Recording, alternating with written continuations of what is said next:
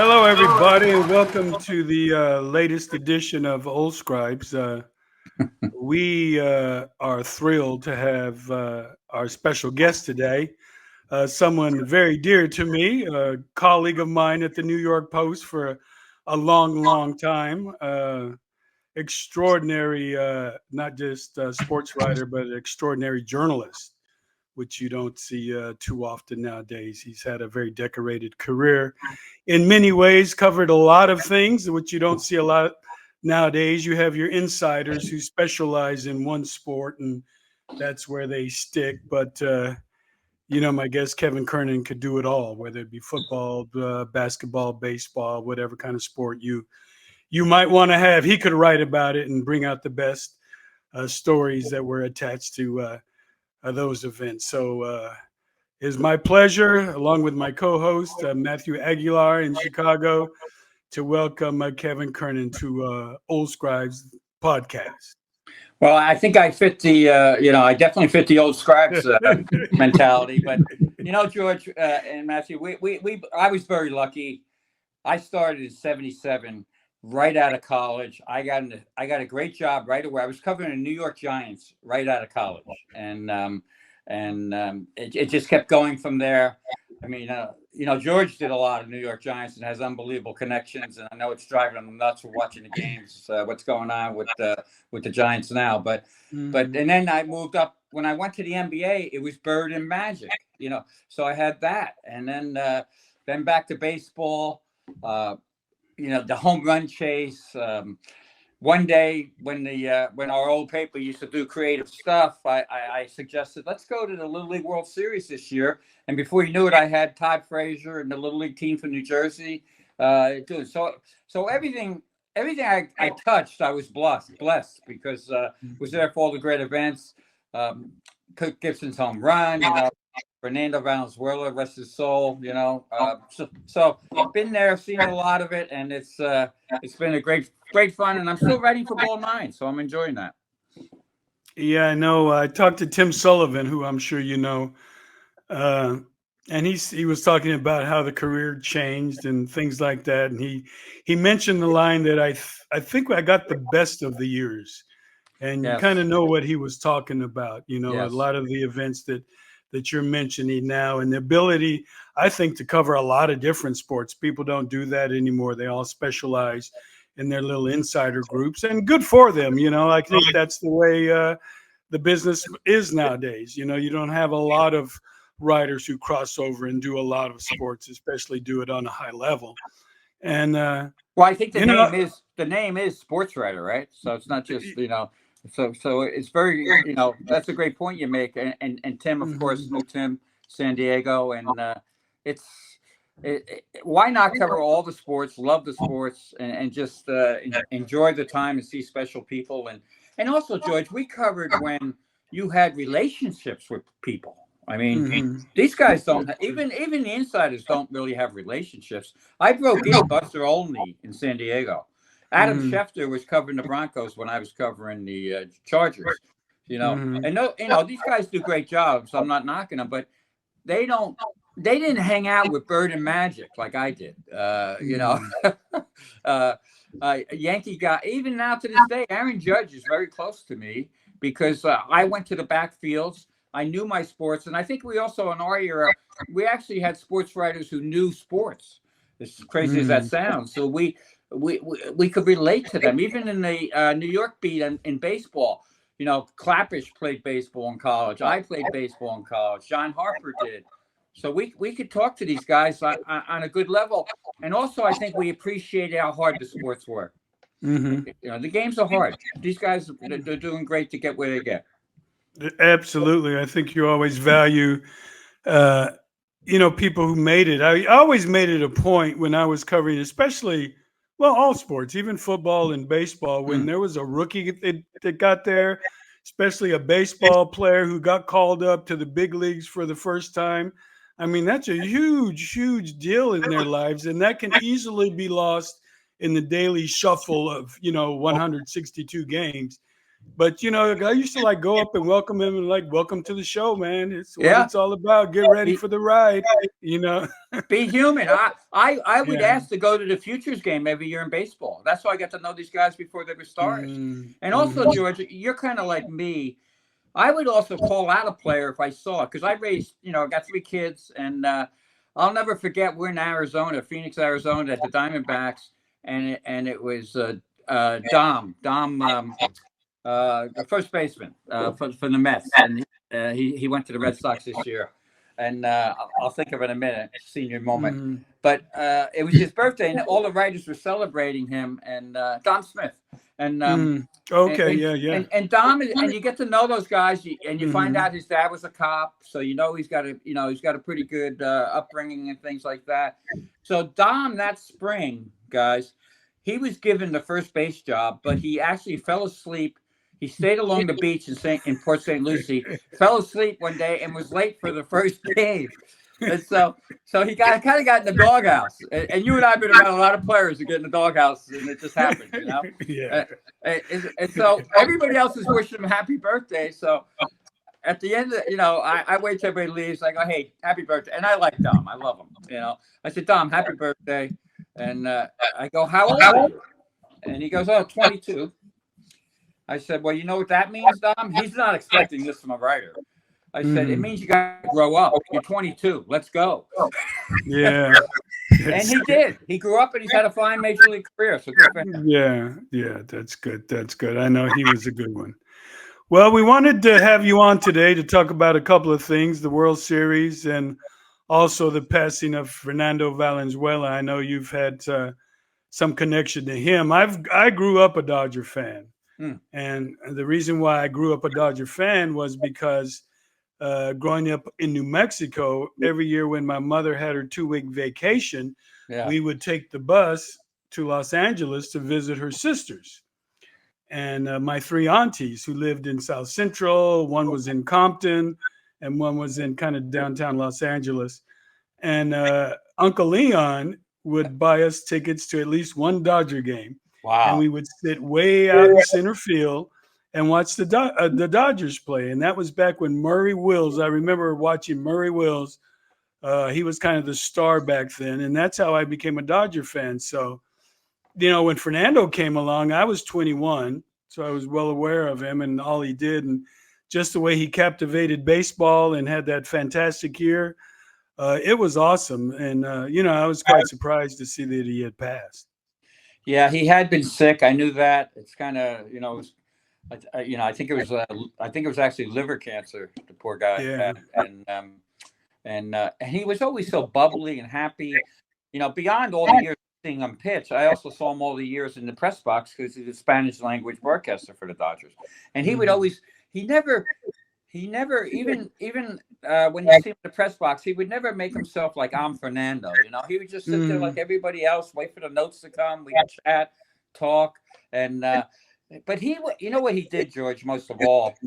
And I was talking to Lyle Spencer about this. Our friend Lyle Spencer out in California, who used to work same paper we worked that many years, and Lyle is very unique. He did kind of what we did on the East Coast, on the West Coast, and he was very close to Dusty Baker, Magic, and he got so close to Fernando in 1981. Lyle speaks Spanish. He actually taught Fernando how to speak Spanish that spring training. I mean, how to speak English at Dodgertown, and they became very close. And he said that he was the sweetest man he's ever met, and what he did, and people overlook beyond all the town. His first 8 starts, we know, complete games, 5 shutouts. It was unbelievable what he did. Let up 4 runs in 8 games. He had 20 complete games in 1986. Last year, the major league leader had 2. Nobody's had close to 20, and he learned the screwball. He learned the screwball from Castillo, a pitcher in the Dodgers, and that made him unhittable. Mike Rio, the scout, found him in Mexico City.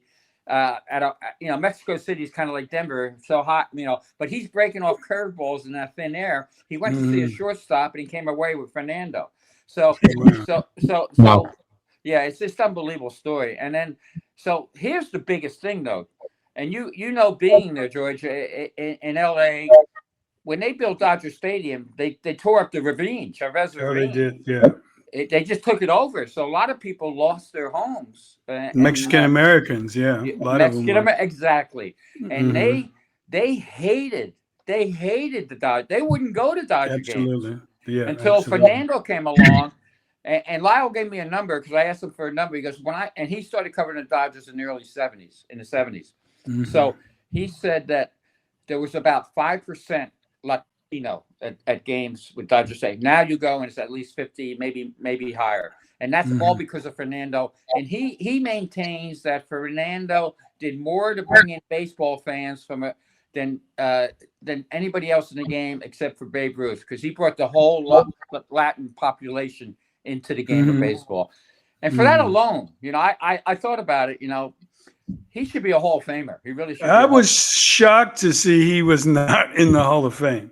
I was Yeah. stunned. Only Stunned. 6% of the vote the first year, only 3% the next year. He fell off the ballot. I don't know what, Wow. it's like people just took him for granted. But now they need to look at this stuff a little better. Right. And he has, like, I think he had 179 wins, ERA under 4, all the complete games. 17 years he pitched. So this wasn't Right. just it wasn't Mark Fidrich, you know what I mean? Fernando was there. And in 96, I was still in San Diego and he was with the Padres. 96, the Padres play in Mexico City. Hmm. And that Padre team had 2 Hall of Famers, my good friend Tony Gwynn and Trevor Hoffman, 2 great guys. Couldn't ask for nicer people than those guys. And Tony being an LA guy. But the fans, after game 1, they got back to the hotel and the fans were just a sea of fans. Who did they want to see? They wanted to see El Toro. And the Padre teammates were chanting on the bus, Toro, Toro, Toro, as he went out there, and he signed every autograph. So this is many years later. And don't forget that 96 team under Bochy won the NL West. So Fernando had 13 wins that year. So he was still producing. So I too, it's I don't know the year I started voting for Hall of Fame. I don't know exactly what year it was, but if I didn't vote for him, I screwed up. I will readily admit that. And but I think if you look at his career entirely, and what he also as a broadcaster, how many more people did he touch? You talk about Keith Hernandez as all this stuff with the broadcaster and playing. But the Hall of Fame needs to clean it up a little bit, get some guys in there that will really impact changing of the. I think right now, off the top of my head, I would say him and Louis Tiant. Louis Tiant passed, of course, earlier this month. I knew Louis very well. So we lost El Tiante and El Toro, and I can only pray that they're both up in heaven now, pitching in the bullpen and talking some baseball. Yeah, talking some smack. Yeah, I think Matt, knows this with the boxing. They almost let too many people in. Yeah, to the Hall of Fame. What about the NFL? The NFL, George, you're familiar with the NFL. I would say the 2 leagues that need to expand their Veterans Committee additions each year would be baseball and the NFL. There you go. I think there are a lot of good NFL players that are not. I saw that list today of the finalists for the seniors that they're going to only allow 3, I believe. I mean, there were about 4 or 5 or 6 that are worthy of being in that Hall of Fame. With Don Coryell took forever, I just right? saw. Yes. Yeah. I'm just saying. He invented the forward pass, right? Right. Exactly. Right. Yeah. Get them in there now. Let's kind of upgrade this thinking or protocol or rules or whatever it is to get some of these players who were overlooked, during an era where, I don't know how you want to say it, there was some exclusion going on in a lot of different ways, partialities to teams, partialities to position, and things like that probably left a lot of people. How is Otis Anderson not even being in the Hall of Fame yet? It's unbelievable. Yeah. Can you imagine Otis Anderson today? We talk about Derrick Henry, but right. Otis, Yeah. Oh my God. And you remember there had to be an entire Tom Flores campaign, remember, for him to make the Hall, and they finally did when he was alive, thankfully. But I mean, you know, the amount of, I mean, I think the Raiders were the first wild card team to ever win the Super Bowl. Wow. Back in the day. Back in the day. Yeah. The other thing I don't understand is the Hall of Fames, and I have a lot of friends at the Hall of Fame, especially the Baseball Hall of Fame. Josh Roberts is now the president, great guy. And a lot of things, their hands are tied. But also, why don't you want more fans from more teams seeing their players in the Hall of Fame? It's more business for you. You create a better economy for your business. I mean, it makes no sense. And Pete, don't get me started on Pete Rose with all the gambling now and everything else. One quick Pete Rose story. 1988. Okay. I'm in his manager's office in Cincinnati, and this is what I always tell people about Pete. You know, he was a great player, of course, the most hits and everything. But Pete wasn't like a brain surgeon, okay? He wasn't the smartest guy in the world. And so we're sitting in his office. He's telling great stories, but he was a baseball genius, no doubt, baseball genius. So he's telling stories, and he goes, I can't remember if that was the first time or the second time I was in the 10th grade. So this is 88 when all the gambling crap was going down. We didn't know it. So that's who you were dealing with, a guy who failed 10th grade, okay? But he was a baseball genius. So bad decisions happen, but he's the greatest. He's got the most hits. Of course, we got Barry. I've had many conversations with Barry Bonds. I can just, fill up stories about that. One quick Barry story, just to give you a quick understanding of who Barry is. So I'm up in San Francisco, Padre Weekend Series. Tony is very close to Barry. Tony puts a good word in, because I saw how Barry hit and how Tony hit. And it was similar, except Barry had the power. So I said, I want to do a story, Tony, on you hitting and Barry hitting and the styles. And you guys, he goes, yeah, great idea. Yeah, let's do it. So he talked to Barry. I talked to the PR guys, and I'll try to shorten the story because it's a little long, but I'll shorten it. Friday, I go there. Barry's sitting on the bench with that arm draped around his back. I said, Barry, talk to Tony. He knew who I was too. You got 5-10 minutes for this? No, I'm busy. Okay, I'll come back tomorrow, Barry. Saturday, I come back. Day game, early in the morning. Barry, you got those, can we talk about that? Nah, I'll come back tomorrow. I'm busy. I said, okay, Barry, but tomorrow I'm leaving after the game. You better talk to me before the game. Definitely. So now we get to Sunday, and he's sitting there and he's going, nah, man, he's busting my balls. He's going, I'm really busy, man. I'm really busy. I said, now, George, you know this. You know who I am. So I'm not your regular writer. So I said, okay, Barry. I said, since we're not talking, I'm just going to sit here and think about my MVP vote. And I had an MVP vote that year. Only 2 writers from each city get an MVP vote. I had one from San Diego. And Barry goes, you have an MVP vote? I said, I sure do. Sit right down. Gave me 40 minutes. 40 minutes. The first time he talked about the earring, I went in to talk to Dusty later. Dusty, I said, I can't believe, and I was telling what Barry was saying, because I can't believe Barry told you all that stuff. I said, I had to bust his chops. And at the end of the interview, he goes, I got to ask you, are you going to vote for me? I said, of course I'm going to vote for you, but you were busting my chops, so I had to bust yours. So that's, as writers, that's what we had to do sometimes to get the real story. And Barry, this is funny too. Years later, I see Barry. He's coaching the Miami team, hitting coach. I go down early. Me and Bob Nightingale, another great reporter, we get down to the Marlins camp a day before the other writers to get Barry.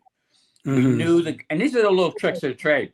We really knew the guy who was in charge of the parking lot. Great guy, Dominic. I still remember his name, from Boston. And he would tell us where the day Barry's coming in and where he's going to park. So we got him getting out of his car. And I also knew that Barry loved talking about women's bicycle racing. He's a cyclist. Believe it or not, he's a cyclist, but he loves it. He's a psycho about it. And so I started asking about that. We started talking, blah, blah, blah. We have a great interview. And at the end of it, I tell him, because he gave me, in that story I told you about, he talked about how with his backhand, he used his backhand to punch the ball in his swing. That's how he kept it so short. and that was a great piece of information. Mhm. So I told my daughter at the time, who was a very good softball player, and she went on to play in college, led her home run, her team in home runs, great soft, and that thing paid a lot. It paid dividends for her. You told her to do that. Yeah, Okay, yeah. And I right. told her it came right from Barry. So I tell Mhm. Barry that story years later, and Barry, being Barry, says, "Send me a check." You know? I said, Barry, you got enough money. I'm a struggling sports writer. All right. Right. Did you vote for him for the Hall of Fame? Yes, I've been voting for him for years. Yeah, me too. Yeah, Me too. you know, I hit the point, George, where I got to the point of like the movie where the in Cuba where they're on the wall, the Jack Mhm. Nicholson movie. I got to the point where Oh, A Few Good Men. Feel Good Man. There you go. I got to the point where why am I trying to save baseball from the steroid thing? That's baseball's job. Yeah. Exactly. This guy put up the numbers. Other guys, pitchers want it, and we all know, George. There's guys in the Hall of Fame that did steroids right now. And Exactly. so Sure. I got to that point where I'm off the wall, and I started voting for him. And I got to tell you, I won't mention this player's name, but he's a famous player. Mhm. I see him in spring training, and I wrote a column about it, of course. And he sees me, and he goes, "I can't believe you voted for those two guys." And I told this player, I told him what I told you, and then I said, "You know what? Some people think you were one of the original steroid guys." and he laughed. He laughed, but he Yeah. stepped back and he said, "That's because I was so damn good." So Yeah. that guy has switched over now to Barry too. So Okay. it's ridiculous. Home run leader, Clemens, get these guys in the Hall of Fame. Let their fans enjoy them. And if you want to keep people out who cheated, like the 2017 Astros. Right. Right. Yeah. Yeah.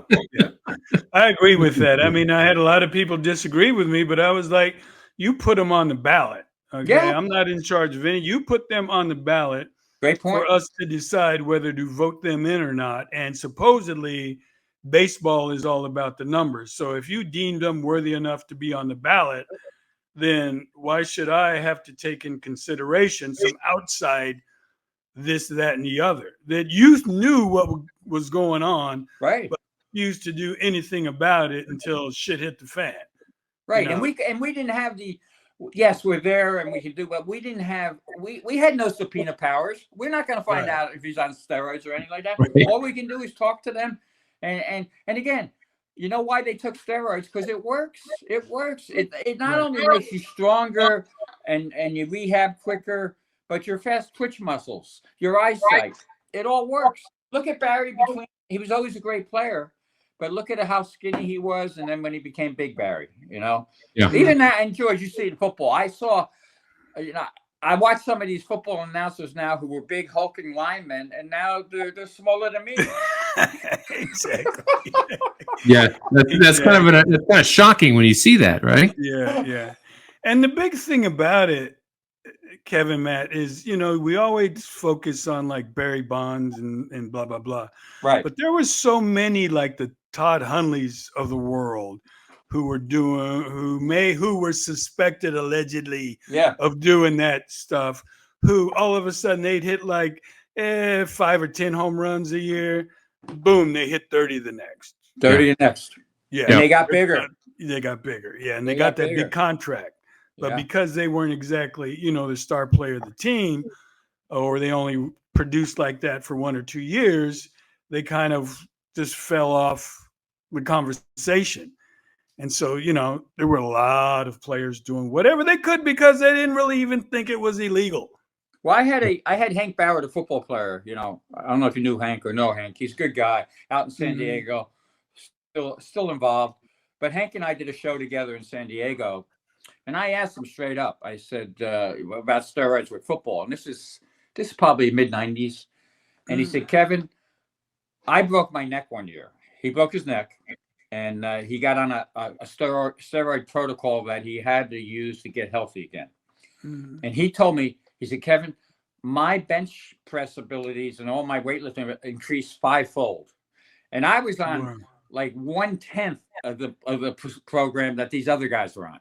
So could you imagine? But he made the greatest point in the world. He said, Yeah. if I'm across the line from a guy who's doing steroids, I have to do something to stay so I don't get my neck broken again. Yeah. You know? Yeah. So you can't be in your high horse all the time. You gotta look at it from their perspective. And if everybody's doing it, it's somewhat of a level playing field.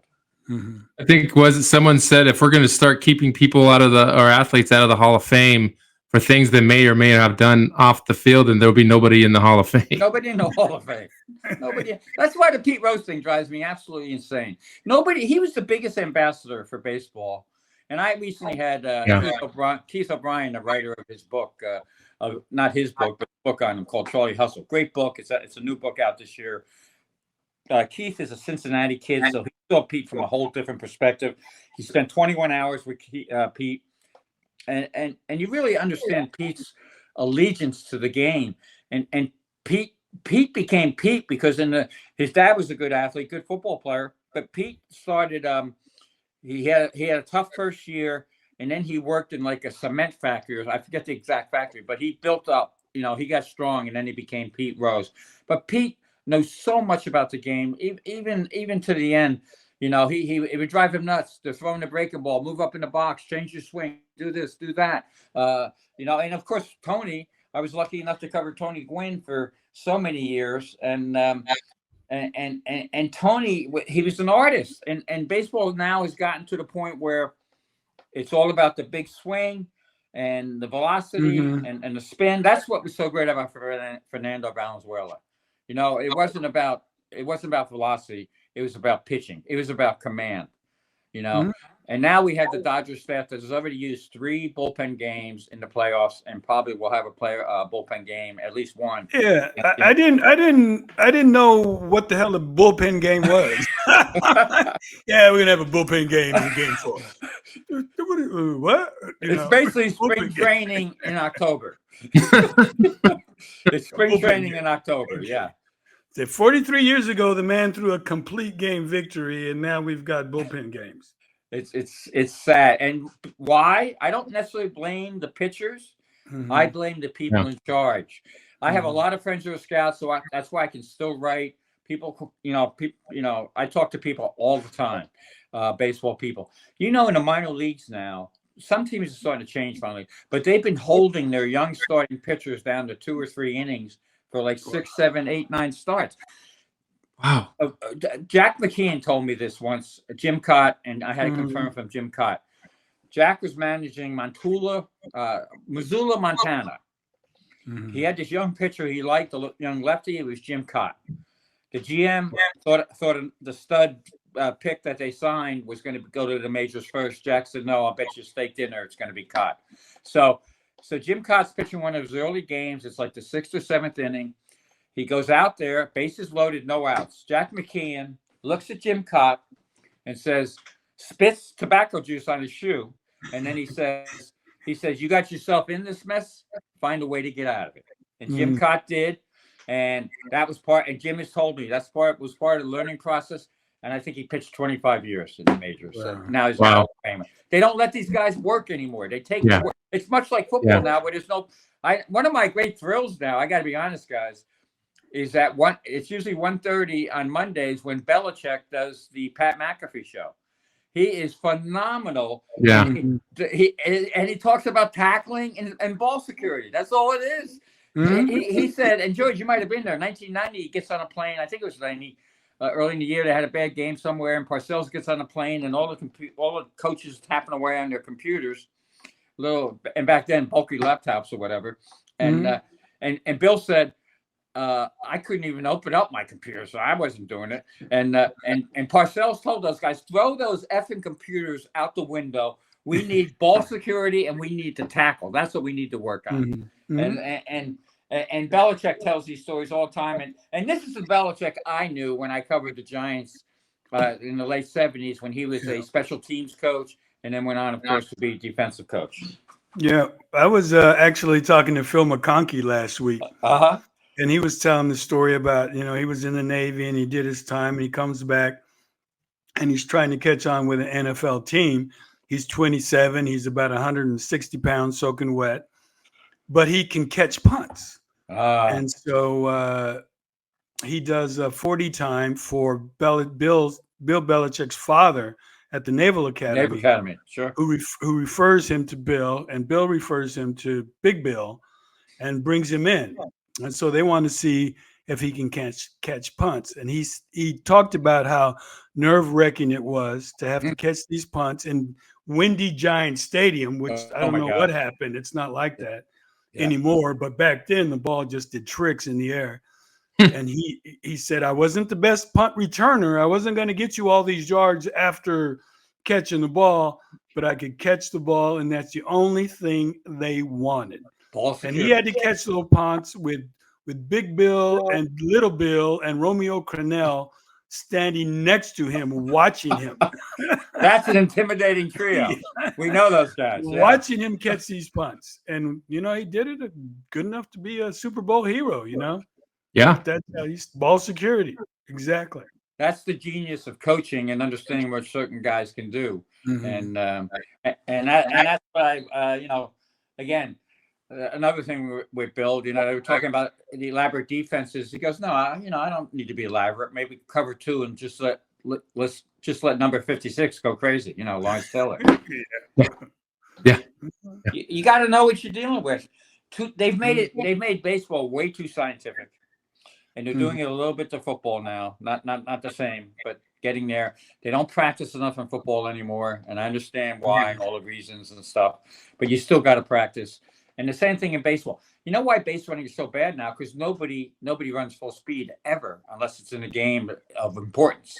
And even the other day, I took some heat for this, but Gleyber Torres gets thrown out on Soto's double in the gap when there's a guy named Big Christmas, a big guy who can't get to the wall. And somehow Gleyber runs the bases so poorly, he gets thrown out at home. And everybody's ripping on the third base coach, Rojas, great guy. He's Felipe Alou's kid. And Rojas, it wasn't his fault. He thought that ball's going to score. A few years ago, I was talking to a third base coach with the Mets when I was around the Mets a lot. And he had a very bad start to the season. He had about 4 or 5 guys thrown out. And he didn't know me from a hole in the wall because he's a new coach. But I went up to him one day, and just like with Barry, I said, hey, I know why you're getting guys thrown out. And he gave me the, yeah, sure. What do you know? Just a sports writer. And I said, I said, you're getting guys thrown out because when you played and all the years you've coached, those are easy sends, easy scores because they knew how to run the bases. These guys don't hustle and they don't run the bases and they don't they don't even put the left shoulder down to make the lean turn at first base. And he looked at me and smiled and said, bingo.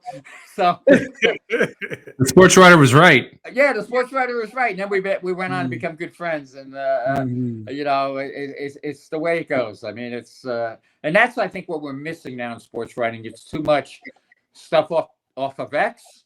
What somebody said, what somebody's wife said, instead of talking to the athletes about how did you get there.